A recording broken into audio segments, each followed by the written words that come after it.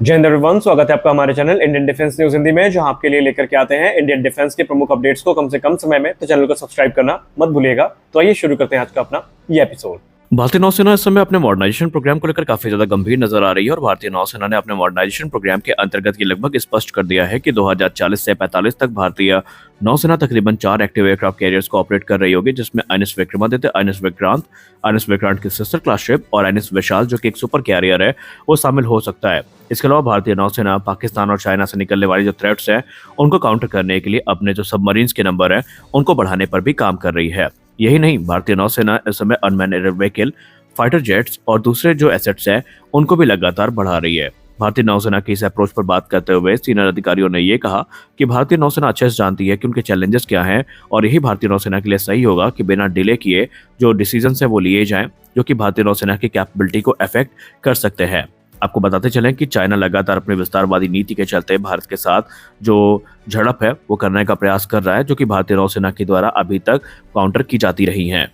इसमें जो अलग अलग खबरें हैं वो भी सामने बीतते समय के साथ आती रही हैं। भारतीय नौसेना का ट्विन इंजन डिग बेस फाइटर न सिर्फ काफी पावरफुल एयरक्राफ्ट होने वाला है बल्कि ये टेक्नोलॉजिकल काफी सुपीरियर भी होगा अपने कंपेटिटर्स की तुलना में, क्योंकि अब यहाँ पर ऐसी चीजें ऐड की जा रही है नॉटिकल डेवलपमेंट एजेंसी के द्वारा जो अगर सही समय पर आ जाती है तो इसका कोई भी सानी नहीं होगा। रिपोर्ट में बताया गया है कि आडा ने ऑलरेडी जो कैटोबार वेरिएंट है ये विकसित करना शुरू कर दिया है, जो कि इलेक्ट्रोमैग्नेटिक लॉन्च सिस्टम से लॉन्च किए जाने वाले एयरक्राफ्ट होंगे। लेकिन अब पूरे के पूरे टेडबी आपको एयरक्राफ्ट में जो AI assisted automatic take off और लैंडिंग फीचर्स हैं वो देखने को मिलने वाले हैं, यानी एआई पावर्ड ऑटोमेटिक लैंडिंग और टेक ऑफ फीचर्स देखने को मिलेंगे जो कि पायलट के वर्कलोड को काफी कम करेंगे। क्योंकि आप सब जानते हैं कि एयरक्राफ्ट कैरियर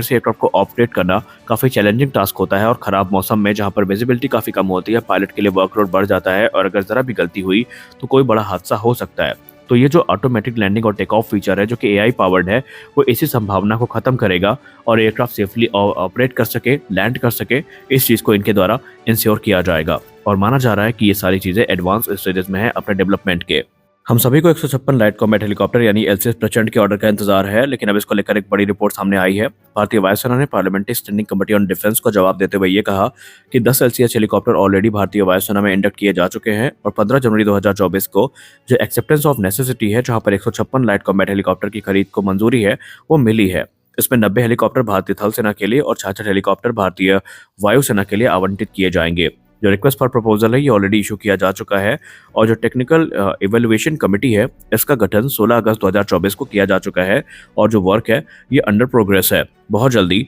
जो ऑफिशियल कॉन्ट्रैक्ट है ये फाइनलाइज कर दिया जाएगा जहां पर भारतीय वायुसेना और थल सेना के लिए इन हेलीकॉप्टर को विद मॉडिफिकेशन ऑर्डर किया जाएगा, जहां पर आपको advance anti tank guided missile, air to air missiles, air launch loitering munition और भी दूसरी चीजें हैं जिसमें एक मिनी एसर रडार भी शामिल है, उससे इंकॉर्पोरेट होकर के ये जो हेलीकॉप्टर है ये सर्विस को ज्वाइन करते नजर आएंगे। भारतीय वायुसेना ने इस पर बात करते हुए कहा कि जब बात हाई एल्टीट्यूड वॉरफेयर की आती है तो इनकी कैपेबिलिटी अपाचे को भी पीछे छोड़ देती है और यही कारण है कि भारतीय थल सेना और वायुसेना दोनों इनको लेकर बहुत ज्यादा इंटरेस्टेड है। भारतीय वायुसेना में जब भी एयर टू एयर मिसाइल्स की बात की जाती रही है तो इतिहास में हम सबने देखा है कि हम लोग रशियन मिसाइल्स पे हेवीली डिपेंडेंट रहे हैं, चाहे वो R-77 हो या R-73 हो या दूसरे मिसाइल्स हो। लेकिन अब वक्त बदल चुका है। हाल ही में parliamentary standing committee on defence ने भारतीय वायुसेना से जवाब मांगा था मिसाइल प्रोक्योरमेंट प्रोग्राम को लेकर के। उसको जवाब देते हुए भारतीय वायुसेना की तरफ से कहा गया कि जो अस्त्र मार्क 1 मिसाइल है इसकी डिलीवरी प्रोसेस इस समय चल रही है और जो एडिशनल प्रोक्योरमेंट है अस्त्र मार्क 1 मिसाइल का ये भी अंडर प्रोग्रेस है। सबसे खास बात यह है कि अस्त्र मार्क 2 पर बात करते हुए उन्होंने ये कहा